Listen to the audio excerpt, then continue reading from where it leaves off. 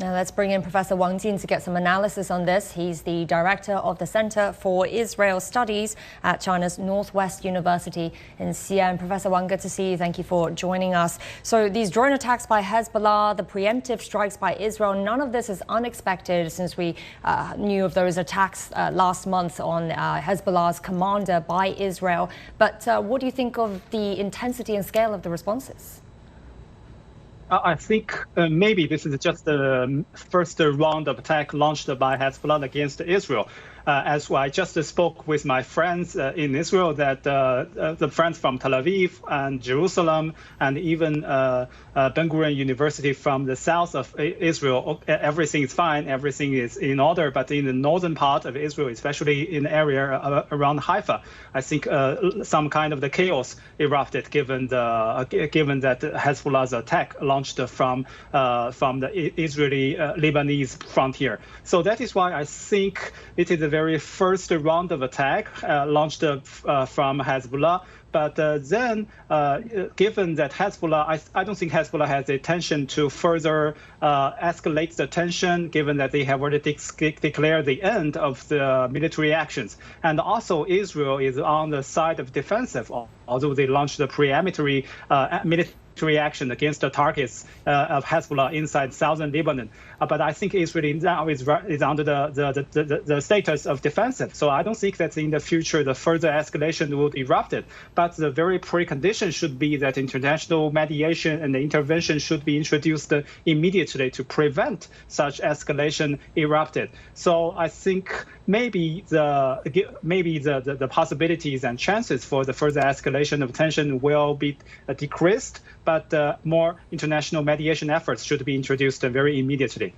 Well, Professor, it's Pandun here. Could you elaborate on your earlier remarks? You said Hezbollah has no intention to escalate the situation. Don't you think firing over 300 rockets and missiles into Israeli territory, it's not an escalation?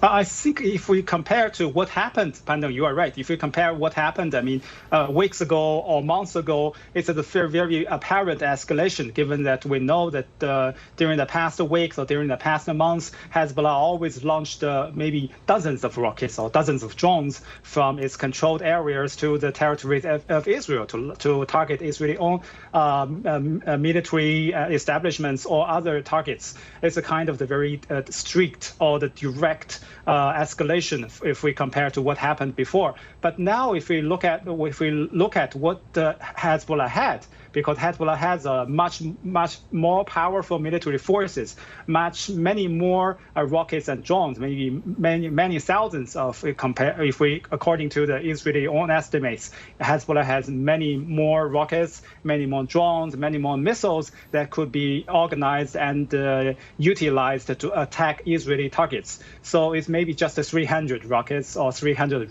drones, not that many. And also, I think Hezbollah will understand that if the further escalation erupted, the total war between Israel and Hezbollah would be inevitable. And this war might not be supported by the international community and will not be encouraged by the public inside Lebanon and Israel. So I think maybe more positive factors will prevent the further escalation for both Hezbollah and also both inside Israel. So I don't think that the escalation will be likely, but the very precondition is that international mediation and the international diplomatic efforts should be introduced immediately to prevent such thing happen. Pandun.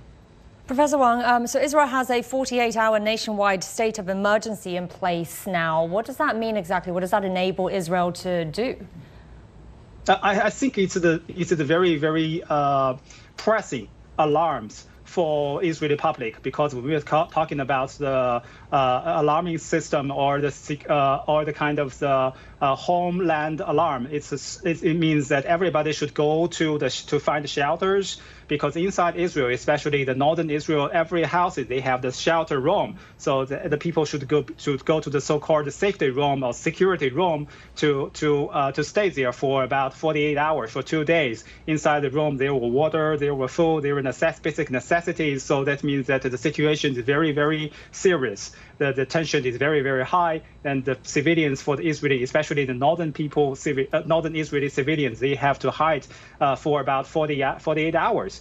What might be the next step? I think we have to watch closely with what will happen maybe hours later, maybe tomorrow, because for Israel's perspective, today is Monday. It means the very new beginning of the week, because Israel defined the very first day of the week from Sunday. So Sunday is the very first day of Israel. So what will happen in the new week, what will happen next days or next hours will determine what will happen tomorrow, and whether the escalation of tension will be further encouraged by Israel or by Hezbollah, and what kind of whether the tension will lead to much more larger scale warfare or maybe total confrontation between Israel and other neighboring states. So I think we have to watch closely what will happen next. But for the Israeli and both Israeli and Lebanese civilians, I don't think it's good news, because the war will hurt the civilians. War will always hurt the people.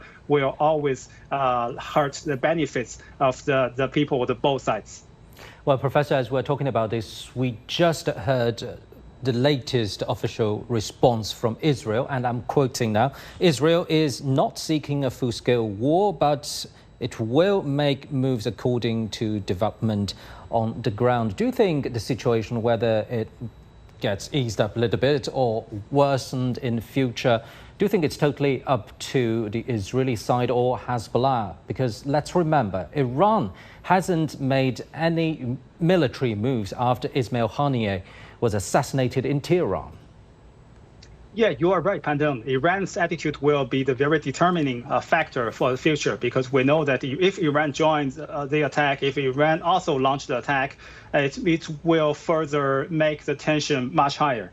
So if we look at what the remarks made by Israel, to some extent, it is very strong and assertive stances, show the very assertive attitudes against the ongoing tension between Israel and Hezbollah. But according to the rhetoric, I think we can sense some kind of rational and restrained attitude, because Israelis say they don't want a full-scale confrontation with Hezbollah, but they will watch closely what happened. So I think it may be the kind of the positive news. But as I always repeated, the precondition should be the international diplomatic efforts and diplomatic mediation introduced immediately, because Israel and Hezbollah, they do not have the direct communication channel, and the very third-party communication channel and the mechanism is not so reliable and sustainable. So the mutual trust should be established. The mutual communication should be organized. So that is why I think the international community should do something, especially the regional countries should do something to help pacify the tension, to prevent the tension further escalating to total and completely a war between Israel and Hezbollah in the recent future. Panda. Thank you very much, Professor Wang Jin in Xi'an.